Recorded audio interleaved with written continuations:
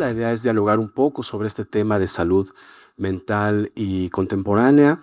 Lo hago un poco desde tratando de unir estos dos elementos de mi formación entre la psicología y la filosofía y tratando de establecer ciertos puntos que nos permitan dialogar a quienes estamos interesados en esta temática respecto a las condiciones de vida que tenemos actualmente y cómo se van generando ciertas intenciones o preocupaciones relacionadas con la cuestión de salud mental. La intención es que podamos establecer un diálogo. Me gustaría, si ustedes están de acuerdo, que al final existiera esta posibilidad, si así lo desean, de que pudiéramos dialogar, ¿no? La idea es generar algunas perspectivas que podemos dialogarla entre académicos, sobre todo con los estudiantes que nos acompañan, lo cual sería muy interesante. Muy bien, antes de hablar propiamente de precariedad, necesitamos detenernos en algo que solemos dar a veces por sentado, porque a veces también es un término que utilizamos de manera coloquial. ¿Qué vamos a entender o desde dónde estamos entendiendo esta noción de la salud mental? Desde una perspectiva clásica, por ejemplo, como lo establecen estas organizaciones transnacionales como la OMS, por ejemplo, la salud mental suele pensarse como un estado individual de bienestar, de equilibrio y sobre todo de adaptación a un entorno en particular. Sin embargo, si retomamos una lectura desde otras perspectivas, como la perspectiva de la praxis, por ejemplo, desde Karl Marx, la subjetividad o la manera en que nosotros nos conformamos como personas no es nada más un proceso interno, un proceso aislado, sino que se produce desde la actividad y desde la praxis social. Es decir, nos vamos conformando como personas, como individuos, a partir de condiciones históricas y contextuales muy concretas. Y esto nos pone una tesitura importante porque los procesos de salud mental entonces podríamos entenderlos no solamente desde la individualización de los procesos de la conciencia. Esto implica algo importante desde mi perspectiva. No podemos pensar la salud mental al margen de las condiciones materiales de vida que tenemos en la actualidad, ¿no? No es nada más un proceso individual en ese sentido. Todo lo que sentimos, todo lo que pensamos, todo lo que padecemos es mediado por esta forma en la que vivimos, en que nos desarrollamos, en que trabajamos y sobre todo en cómo nos relacionamos con los demás. Ahora bien, en la actualidad quisiera retomar aquí al filósofo Byung-Chul Han cuando habla de psicopolítica. El poder en la vida ya no opera principalmente reprimiendo, sino optimizando. Y esto es una idea que voy a establecer y que quiero compartir con ustedes, en la cual baso esta noción de precariedad que genera ciertos, llamaríamos desde la psicología, trastornos, ¿no? Esta idea de la optimización de la vida. Es decir, el sujeto ahora, o nosotros como individuos, no estamos o no nos sentimos obligados, sino que nos vamos autoexigiendo, ¿no? Esta idea de que en la cotidianidad nosotros nos vamos exigiendo siempre ser mejores, siempre buscar formarnos de otra manera, siempre ser competentes, y esta idea de que podemos lograrlo todo, ¿no? Y de ahí es que la salud mental empieza a jugar un papel un tanto ambiguo, porque entonces aparece un riesgo dentro de nuestra vida actual, que el malestar que sufrimos como seres humanos está generado por condiciones estructurales, como la condición de precariedad, a la cual me voy a referir más adelante, y que esto, el riesgo es que pueda ser interpretado como un problema de índole individual. Ese es el mayor riesgo. Algo que la persona debe de gestionar, regular o de trabajar dentro de sí mismo, ¿no? Y en ese sentido, la salud mental no solo describe estados psicológicos, sino también, y esta idea es fundamental en lo que les quiero compartir, funciona como un dispositivo que regula las formas de vida que son aceptables. Y esto es un elemento en el cual me parece tenemos que ser críticos, ¿no? Entonces, no se trata nada más de establecer el bienestar, sino que este bienestar, como está en la diapositiva, es una categoría histórica y social y tenemos que entenderla desde esa naturaleza. Entonces, esta cuestión de salud mental, no entenderlo como una cuestión situada, ¿no? No aislada, sino en función de nuestras condiciones materiales de vida. Entonces, esa es la tesis bajo la cual voy desarrollando toda esta charla, con la intención entonces de evitar estos riesgos a lo que llamo ahí está en la diapositiva, la psicologización del malestar, es decir, la individualización del malestar generado por problemas estructurales dentro de nuestra sociedad. Bien.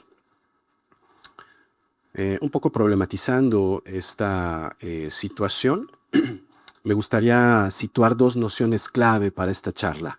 La cuestión del malestar psicológico, pero también añadiendo este elemento que llamamos libertad, que me parece es característico también de la sociedad actual. En ese sentido, el malestar psicológico no debemos entenderlo o no propongo que lo entendamos nada más como un simple conjunto o suma de síntomas aislados, sino desde una perspectiva filosófica, entenderlo como una forma de relación conflictiva, incluso con uno mismo, con los otros y con el mundo. Es decir, uno va desarrollándose como individuo y eso implica tensiones con uno mismo, tensiones con su trabajo, tensiones con las relaciones, tensiones con el propio contexto, y eso es lo que va conformando nuestra subjetividad.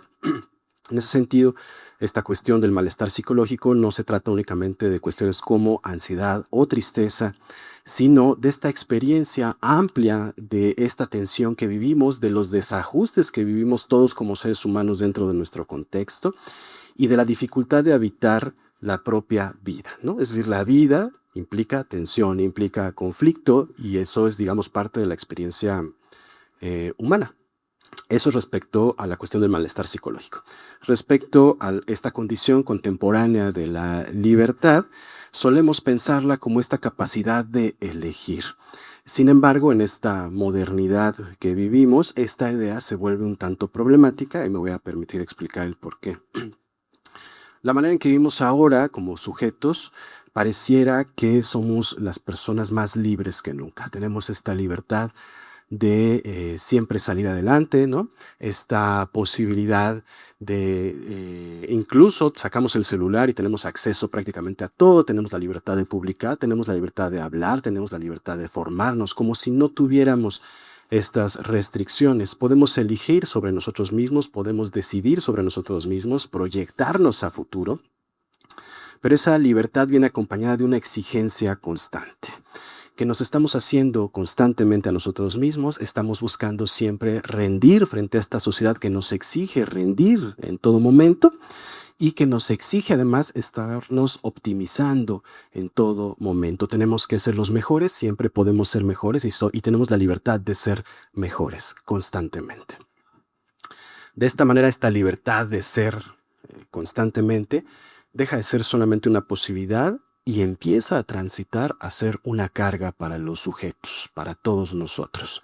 El sujeto ahora no solamente puede hacer las cosas, sino que siente que siempre tiene que poder hacer las cosas, ¿no? Y es parte de la problemática. En este desplazamiento entre la posibilidad y la exigencia, la libertad empieza a ser un elemento problemático, empieza a producir parte de este malestar. Un poco lo tenemos ahí en la diapositiva, ¿no? Este malestar psicológico, no entenderlo entonces nada más como la suma de la sintomatología, sino una forma contemporánea de sufrimiento establecida paradójicamente a partir del ejercicio de la autoexigencia o dentro de la libertad. No tenemos límites en la productividad, lo vemos por ejemplo en la cuestión laboral o en la cuestión escolar. Con el celular no hay una diferencia entre la vida personal y entre la vida laboral. Estamos siempre a expensas de la productividad, no tiene límites la productividad y eso, si bien pareciera que no tenemos coerción en la vida, en realidad nos estamos autoexigiendo y el riesgo es que parece ser que el individuo entonces se vuelve responsable de su propio fracaso, porque aquel individuo que fracasa en la vida porque fracasa si tiene toda la libertad, si tiene la posibilidad de ser lo que él quiera, la posibilidad de formarse como quiera, de producir. El que no produce es porque no quiere, ¿no? Entonces, pero eso es parte, digamos, consecuencia de la narrativa establecida dentro de esta libertad entendida como autoexigencia, ¿no? Otro de los riesgos en términos sociales es que la libertad, más allá de verla como algo favorable, se convierte en una especie de dispositivo de control. Lo que hace que los estados, por ejemplo, vayan liberándose de esa responsabilidad respecto a la salud mental, porque ahora somos nosotros los responsables de estar felices en todo momento, ¿no? Esto es una condición material de la praxis, o sea, de la práctica que tenemos como sujetos, porque vamos responsabilizándonos de nuestras propias condiciones materiales, como si nosotros fuéramos responsables de esas condiciones estructurales, porque ahora tenemos la libertad de siempre estar bien, ¿no? ¿Por qué estás triste si tienes que estar contento? Bien. Continuando con esta noción, enfocándonos ahora dentro de la precariedad contemporánea, si vamos avanzando, encontramos un elemento importante para la comprensión de este malestar contemporáneo, la precariedad. ¿Y qué podemos intentar? Si vamos a la literatura y vemos precariedad, normalmente se asocia en los últimos años con la cuestión laboral, ¿no? O con la cuestión económica, pero no necesariamente, o más bien se puede superar en ese sentido. No es nada más lo económico, lo incluye, por supuesto, pero no es nada más eso. Es cuestión laboral, una precariedad emocional, precariedad en los vínculos, precariedad en el propio ejercicio de la existencia, ¿no? ¿Cómo se expresa esta precariedad?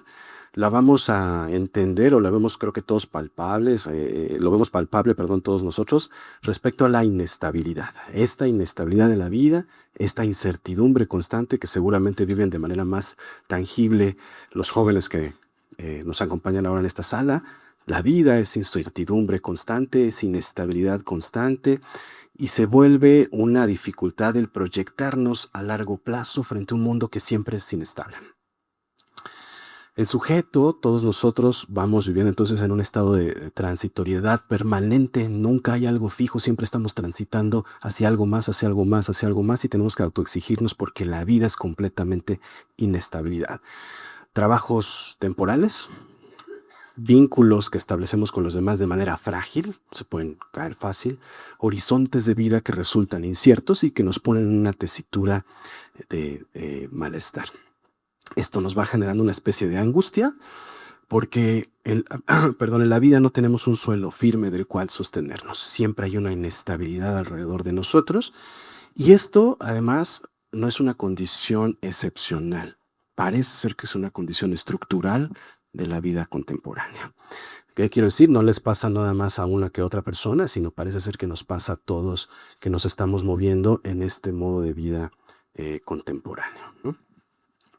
La precariedad entonces, como está en la diapositiva, pues apoya, recordando lo que les comentaba en la primera diapositiva, a la construcción de la subjetividad, en el sentido que la construcción de nosotros mismos está en relación con nuestras condiciones materiales. Entonces, si parte de nuestras condiciones materiales están enfocadas en la inestabilidad y la precariedad de los vínculos, de la vida laboral y de la proyección de uno mismo, eso es lo que está abonando a la construcción de nuestra propia subjetividad.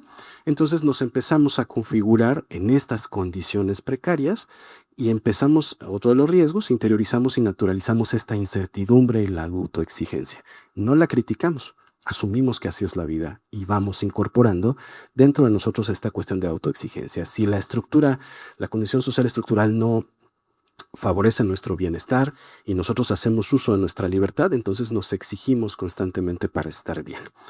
¿Qué generamos? Que nos vamos adaptando a esta inestabilidad y nos volvemos un sujeto de rendimiento, diría Byung-Chul Han.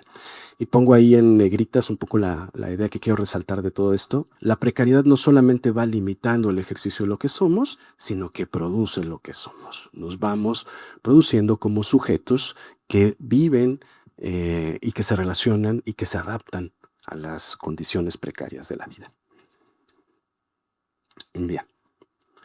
Respecto a lo que podemos decir la libertad como mandato de vida, ¿no? Y lo que pongo ahí en la diapositiva como la esclavitud de la libertad, por paradójico que suene, ¿no? En este contexto, este asunto de la libertad, del poder ser constantemente, adquiere una forma específica, se convierte en un mandato de lo que somos como individuos. Estamos forzados a ser libres y a obtener y a adaptarnos a esta condición precaria.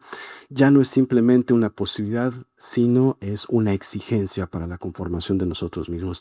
El sujeto contemporáneo debe ser libre, debe elegir y debe construirse a sí mismo porque su contexto es precario y no le apoya hacia ello. Pero esta exigencia lleva consigo una paradoja importante. Si todo depende de mí, en mi libertad, entonces también todo lo que falla es mi responsabilidad, ¿no? Y entonces es ahí donde el malestar viene hacia nosotros. Y el fracaso en la vida deja de explicarse por las condiciones externas materiales en las que vivo o la sociedad en la que vivo, y se vive como una insuficiencia personal, ¿no? Y entonces el pobre es pobre porque quiere, porque todos en nuestra libertad podemos desarrollarlos a pesar de que la condición estructural es la que está fallando.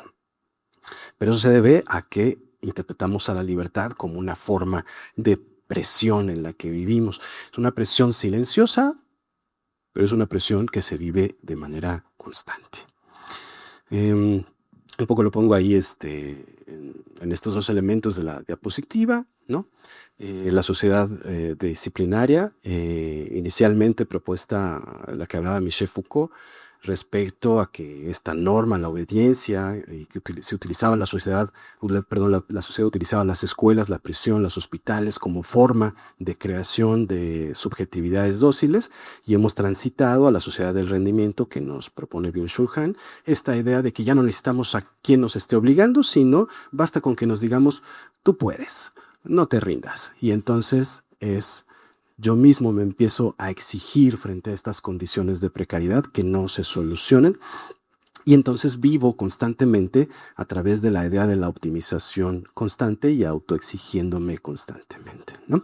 Entonces nos creemos libres, pero en realidad lo que estamos haciendo es sobreexplotarnos a nosotros mismos. Y una idea me parece importante, es la que está al final de la diapositiva. La precariedad encuentra su terreno en la subjetividad siempre insuficiente, ¿no? Entonces es un terreno fértil justamente para el desarrollo de esta condición de malestar que les expongo. Bien, ahora, en respecto a, o aterrizando esta condición material dentro de la figura clínica en el ámbito de la psicología, aquí aparece una figura central para entender este malestar, ¿no? Vernos, como dice Byung-Chul Han, como el sujeto de rendimiento. Este sujeto contemporáneo ya no está definido por la obediencia, como se veía antes, sino por la autoexigencia. No necesitamos que alguien nos vigile constantemente, nosotros nos vigilamos a nosotros mismos, ¿no? Y entonces nos estamos presionando a nosotros mismos para ser cada día mejor. Nadie tiene que obligarnos a ello, somos nosotros. No necesitamos que alguien nos presione, nosotros nos presionamos internamente y de manera constante. Nosotros nos convertimos en nuestros propios jueces, en nuestros propios evaluadores, y esto tiene sus consecuencias clínicas importantes. El conflicto ya no se da entonces entre el sujeto y lo que está alrededor, o el sujeto y una autoridad externa, sino somos nuestros propios amos, digamos, ¿no? Y nos convertimos en nuestra propia autoridad, ya no es externa, sino interna.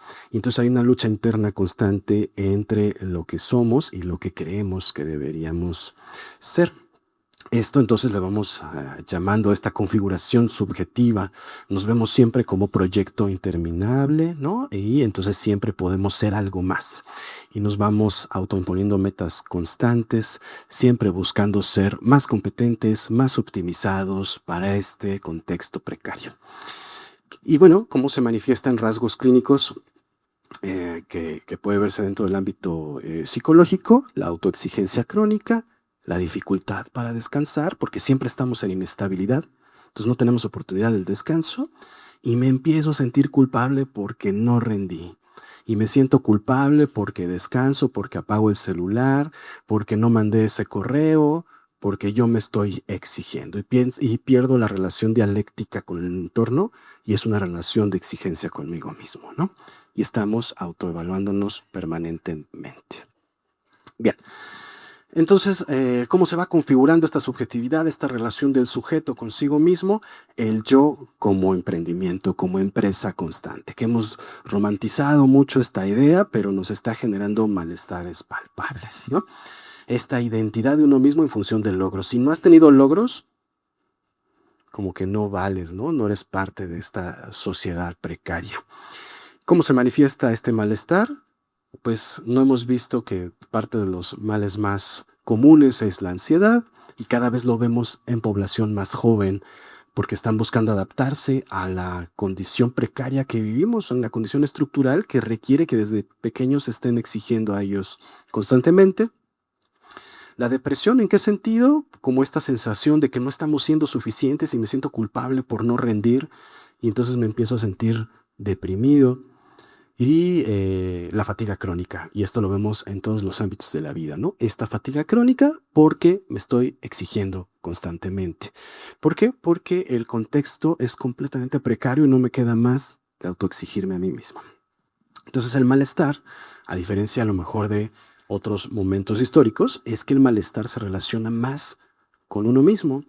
Lo vamos psicologizando. ¿Y qué quiero decir con esto? Que se va individualizando. Entonces pareciera ser que el problema ya son un conjunto de síntomas que vivimos de manera individual y entonces ya no responsabilizamos a el contexto. Y este cansancio, esta fatiga crónica, es una forma de sufrimiento que se va produciendo de manera estructural. Es decir, no es una cuestión individualizada, es una cuestión estructural. Respecto a esta combinación del encuentro entre la precariedad y el rendimiento, si lo pensamos de una perspectiva histórica, vamos haciendo un desplazamiento importante.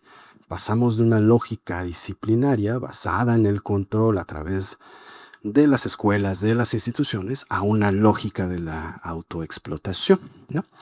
Donde somos nosotros quienes a través de la libertad nos vamos autoevaluando constantemente. Entonces ahora el sujeto contemporáneo se explota a sí mismo en nombre de la libertad, del éxito y de lo que llamamos el desarrollo personal. Y esto es especialmente problemático porque no lo vivimos como si fuera una opresión, sino que lo vivimos como si fuera una elección propia, ¿no? Y decimos, sí, yo decido ser el mejor, como si fuera realmente una elección, pero hay un elemento estructural que lo soporta. Y entonces el sujeto cree que lo que quiere en realidad le es exigido y en este punto el control se vuelve mucho más eficiente porque ya no, la sociedad y el Estado ya no necesita presionar, nosotros mismos nos presionamos para ser lo más productivo que podamos, ¿no? Entonces, un poco lo decían las diapositivas previas, ¿qué es lo que debe hacer el sujeto? Adaptarse y reinventarse constantemente frente a estas condiciones precarias de nuestro contexto material. Y se van presentando algunas paradojas como las que expongo en esta diapositiva. Cada vez nos esforzamos más, cada generación se esfuerza más, pero tiene menor estabilidad dentro de la vida. Cada generación se exige más, pero tiene menos control sobre su entorno. Cada generación tiene más responsabilidad, pero con una culpa dentro de sí porque se está evaluando constantemente. ¿Cómo lo vamos interpretando? Decimos, no es el sistema, es que yo no estoy logrando lo suficiente, necesito esforzarme más, necesito ser mejor constantemente. Bueno, dentro de la clínica, digamos, de este malestar contemporáneo, cuando vamos observando esto en términos clínicos, aparecen tres grandes formas de malestar que yo comentaba. Hemos visto constantemente la ansiedad, la depresión y el agotamiento, ¿no? La ansiedad ya no es nada más una respuesta puntual ante una amenaza, como es, digamos, la perspectiva tradicional, sino un estado permanente de anticipación. Se vuelve un elemento crónico, ¿no? Y el sujeto vive proyectado hacia un futuro incierto que debe controlar. Es totalmente incierto nuestro presente y más allá nuestro futuro, que la ansiedad es una cuestión constante. La depresión por su parte, la depresión deja de ser únicamente inhibición para convertirse en una experiencia de insuficiencia constante de uno mismo. No soy capaz, no estoy a la altura si no estoy alcanzando esos éxitos. Y el agotamiento no proviene únicamente de la opresión externa, sino del el exceso de autoexigencia. Pero quizás lo más relevante clínicamente es que el sujeto vive su malestar como un problema propio. Y es ahí donde quisiera poner la atención, ¿no? El problema soy yo que sufro de ansiedad, el problema soy yo que sufro de depresión y que yo sufro de agotamiento, ¿no? Y no cuestionamos las condiciones en las que vive, sino cuestionamos la capacidad de responder a estas condiciones. Bien, ahora la pregunta que estamos haciendo, ¿no? Y aquí lo quiero plantear en tono de crítica al modelo tradicional que yo mencionaba en un inicio, este modelo tradicional de salud mental orientado hacia el bienestar individual, enfocado a la adaptación del contexto. ¿Estamos viendo desde la psicología el bienestar o estamos normalizando un malestar?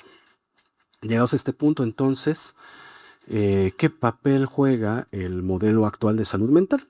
Si seguimos a Michel Foucault, que ya mencioné, podemos entender la clínica no nada más como un espacio de cuidado, sino también como un dispositivo que clasifica a los sujetos y los regula. Es la clínica la que decide lo que está bien y lo que no está bien. Pero el sufrimiento también se traduce en categorías que definen lo normal y lo patológico. Esto implica que el malestar estructural que hemos estado describiendo se traduce entonces en términos individuales. Eso respecto a Michel Foucault.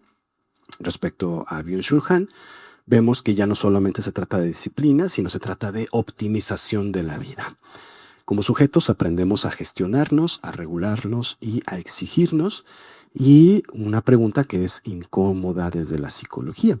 ¿Ayudamos a las personas a estar mejor o a soportar mejor las condiciones que les están enfermando, ¿no? Y es ahí creo que donde tenemos que actuar.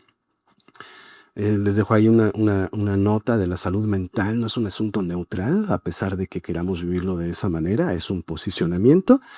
Y ese posicionamiento, me parece, debemos de discutirlo y debemos de dialogarlo, ¿no? El modelo actual, entonces, hace uso de esta noción de psicopolítica que decía Byung-Chul Han, donde el sujeto se autorregula, y entonces, ¿cómo buscamos optimizarnos? ¿Cómo nos optimizamos? Pues ahora con estas técnicas de mindfulness, enfocados en la productividad, enfocados en la psicología positiva, porque sujetos positivos y felices producen más, ¿no? Y entonces vamos dejando este malestar y no cuestionamos las estructuras de vida que son las que nos están llevando a este malestar, sino que vamos buscando la adaptación, la productividad del sujeto, buscamos terapias que sean eficientes y reducimos el malestar a una disfunción netamente individual. Es el sujeto el que necesita adaptarse y necesitamos mejores estructuras clínicas para que regrese a seguir produciendo. Como salida clínica, es decir, ahí está el problema y más bien que me gustaría dialogar con ustedes. ¿Qué hacemos, no? ¿Qué hacemos? Primero, pues evitar reducir el malestar a lo individual. Eso es un elemento importante, ¿no? Es importante reconocer esta dimensión estructural. Lo que decía en un principio, la condición de la subjetividad se da en una cuestión, en una relación del sujeto con su realidad material. Y entonces es necesario reconocer esa dimensión estructural y nombrar estas condiciones de vida, hacer visibles estas condiciones de vida y dejar de reducir el malestar a la persona. Esto no implica abandonar el trabajo clínico. Podemos seguir interviniendo en creencias, en exigencias, en formas de interpretación de la realidad de la persona, pero hay una distinción clave. El sujeto, las personas son responsables de su respuesta, pero no son responsables de las condiciones estructurales. Y eso es un elemento que tenemos que poner en diálogo, ¿no?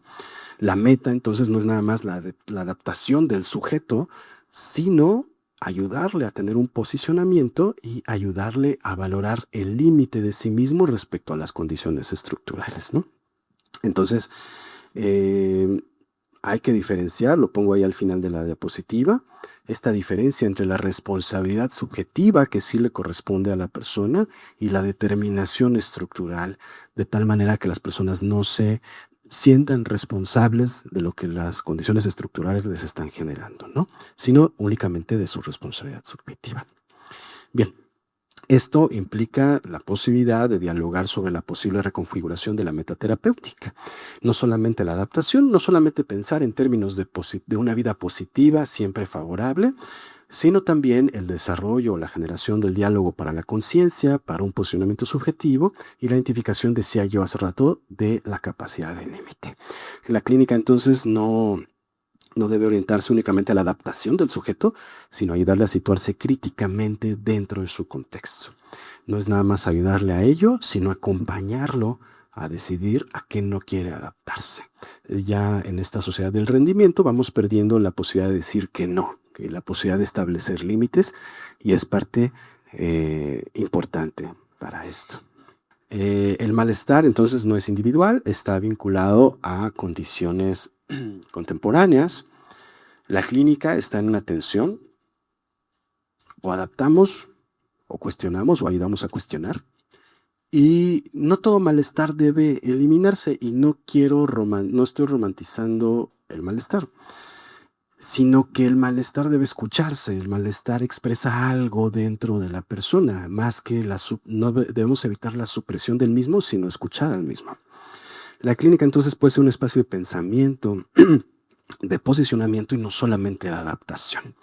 No se trata nada más de estar bien, sino de entender qué significa estar bien en este mundo precario, en este mundo que estamos viviendo actualmente, ¿no? Entonces podemos cuestionarnos nuestro valor como dispositivo si lo seguimos utilizando como dispositivo de control y de reproducción de la sociedad precaria o como un espacio de reflexión. Entonces, ¿qué posibilidades clínicas tenemos? Escuchar más allá del síntoma inmediato, situar, a comprender al sujeto en su contexto, no necesariamente desde el estándar, porque también estamos acostumbrados a trabajar con estos estándares transnacionales de lo que debe ser sano y lo que no es, sino escuchar a la persona dentro de su propio contexto, abrirle y evitar ese reduccionismo, ¿no? Abrir el espacio para el malestar, para el cuestionamiento. El malestar es algo que es propio de nuestra construcción de subjetividad y necesitamos darnos la oportunidad de su escucha.